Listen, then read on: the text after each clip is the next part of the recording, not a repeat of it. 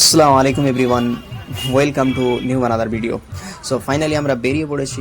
বর্তমানে আমরা রয়েছি লক্ষ্মীকান্তপুর। বাড়ি থেকে অনেকটা চলে এসেছি, আধা ঘন্টার মতো। অ্যাকচুয়ালি আমরা যাচ্ছি আজকে দমদম এয়ারপোর্টে কলকাতাতে আব্বাজিকে রিসিভ করতে, কারণ আব্বাজি ওমরাতে গিয়েছিল। তো আজকের বাড়িতে আসার ডেট, আজকে বাড়িতে আসছি, যাক আল্লাহ বাড়িতে নিয়ে আসছে, আল্লাহর রহমতে ভালো আছে আব্বাজি। সো ওখান থেকে রিসিভ করতে হবে, নিয়ে আসতে হবে, যার কারণে আমরা বেরিয়ে পড়েছি। এখন বর্তমানে আছি আমরা লক্ষ্মীকান্তপুর। অ্যাকচুয়ালি লক্ষ্মীকান্তপুর কোথায় অনেকেই জানবেন বা জানেন। তো যারা লক্ষ্মীকান্তপুরকে জানেন বা চেনেন, প্লিজ কমেন্টে জানাবেন, লাইক করতে ভুলবেন না। তো আমি আছি, মামা আছে, দুটো ভাই আছে, বোন আছে। তো আমরা 5-6 জন আছি, আমরা সমো করে যাচ্ছি। তো এখান থেকে যাব আমরা দমদম। তো দমদমে যেতে আমাদেরকে পাক্কা 3 ঘন্টা লাগবে। আমাদের ঢোলা থেকে পাক্কা 3 ঘন্টা সময় লাগবে দমদমে যেতে। তাও আমরা প্রাইভেট গাড়িতে যাচ্ছি, কিন্তু তারপরেও সিগন্যাল বাগারা সব মিলিয়ে 3 ঘন্টা লাগবে। তো দেখা যাক কতক্ষণ লাগে। আমরা চলে এসেছি বর্তমানে টিফিন করতে। তো আমরা এখন ঢুকছি। অ্যাকচুয়ালি আমার সাথে ভাই আছে, মামা আছে, বোন আছে, ঠিক আছে।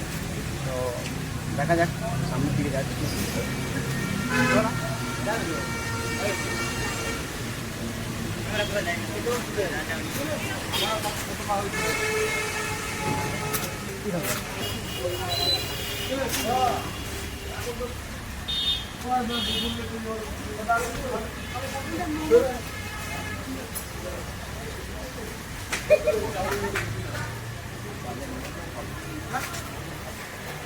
ফাইনালি গাইস আমরা চলে এসেছি ভিতরে। দেখা যাক এখানে কী কী আছে। ভিতরে চলে কি বলবো গাইস।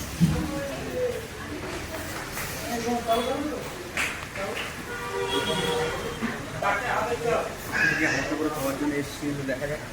আমরা বর্তমানে খেতে ঢুকেছি, তো এখনো পর্যন্ত খাবার আসছে না। সো দেখা যাক কতক্ষণ সময় নেয়। তো এখানে খাবার পরে আমরা এখান থেকে বেরোয় ডাইরেক্ট চলে যাবো দমদম। মানে খাওয়া দাওয়া কমপ্লিট করে নিলাম। খাওয়া দাওয়া কমপ্লিট করে এখন আমরা রওনা দেবো।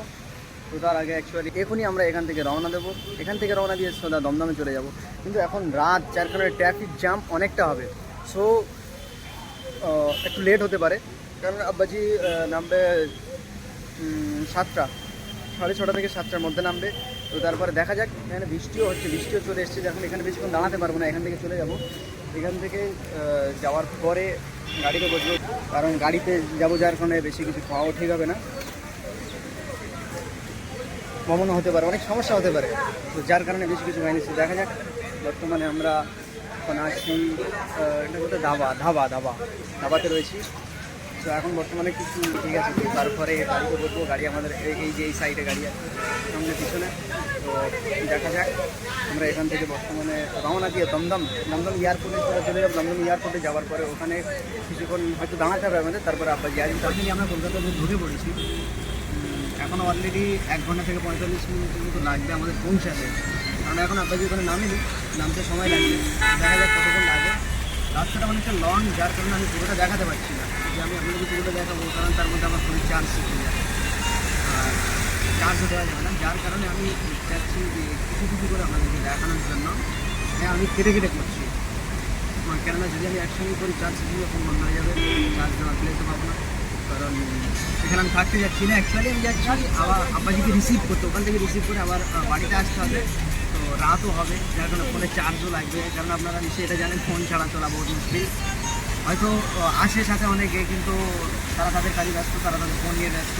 আর আমি যদি শুধু বসে থাকি, কেমন এটা ব্যবহার হয়, যার কারণে আমি অ্যাকচুয়ালি ফোন চাচ্ছি না যে ফোনটা বন্ধ হয়ে যাক।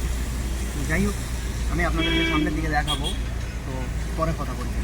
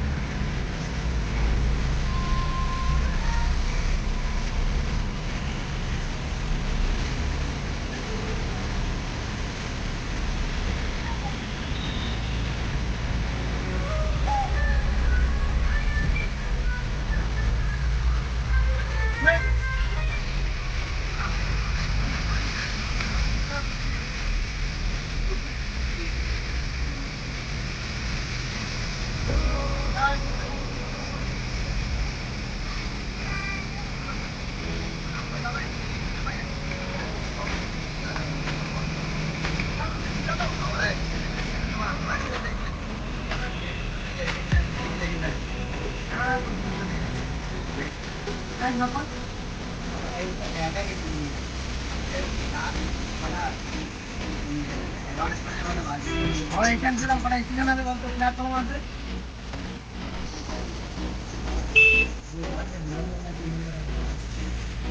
চলে এসেছি বর্তমান দমদম এয়ারপোর্ট।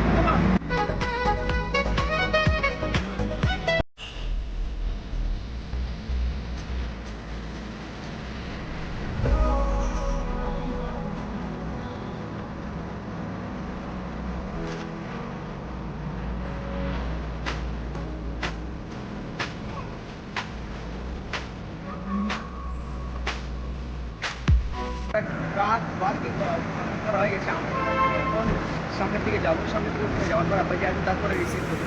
সো দেখা যাক কতক্ষণ সময় লাগে।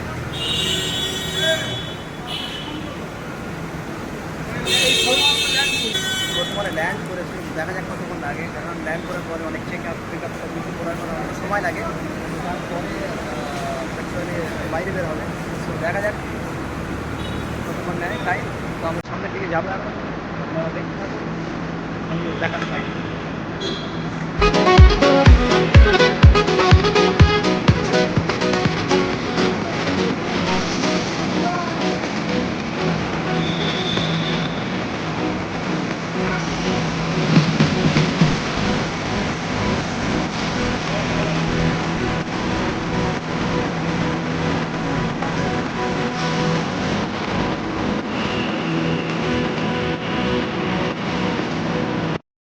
বর্তমানে আমাদের কার পার্কিং কমপ্লিট হয়ে গেছে। তো এখান থেকে আমরা বর্তমানে যাচ্ছি সামনের দিকে এয়ারপোর্টে, সামনে ওখানে গিয়ে দাঁড়াতে হবে, কারণ আব্বাজি বের হবে ওখান থেকে, সামনে গেট দিয়ে বের হবে।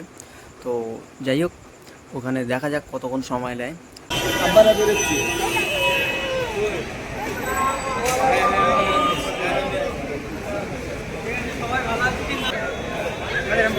গাড়িতে আসছে,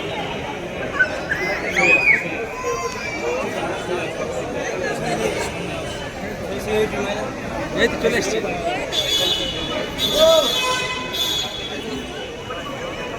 ছাপ্পান এবার চলে যা, থাকলে আর করলে।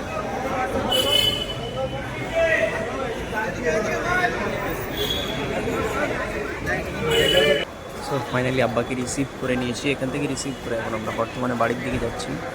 তো দেখা যাক বাড়ি যেতে কতক্ষণ লাগে, অনেকটা সময় লাগবে, আশা করছি 3 ঘন্টা লাগবে। তার মধ্যে রাস্তায় যদি কোনো কাজ থাকে, নাস্তা বাগারা ইত্যাদি, পেট্রোল মারা, তো সময় লাগতে পারে।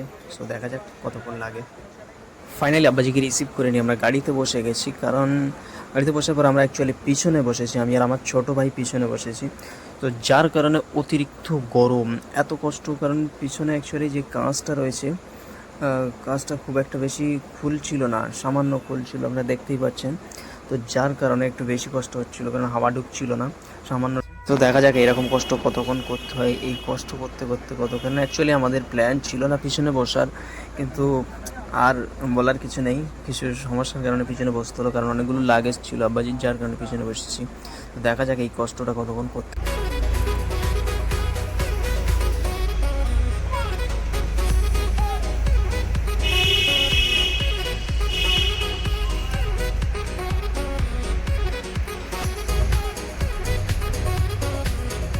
আমরা এখন বর্তমানে রোডের উপরে উঠে পড়েছি, ব্রিজের উপরে বাড়িতে যাওয়ার জন্য রওনা দিয়েছি। অ্যাকচুয়ালি আমাদের রাস্তার মাঝে একটু লেট হয়ে গিয়েছিল, কারণ আমার ছোটো আব্বা উনি ছিল হুগলিতে, ওখানে একটা কনফারেন্স ছিল। তো ওনার কনফারেন্সের কারণে আমাদের একটু লেট হয়ে গেছে, কারণ উনি ওখান থেকে এসে আবার ওনার জন্য আমাদেরকে ওয়েট করতে হয়েছে। উনি আমাদের জন্য ওয়েট করবে কোথায়, তো ওনার জন্য আমাদেরকে ওয়েট করতে হয়েছে, যার কারণে অনেকটা লেট হয়ে গেছে। তো কোনো সমস্যা নেই, ওনাকে শেষমেশ পেয়ে গেছি।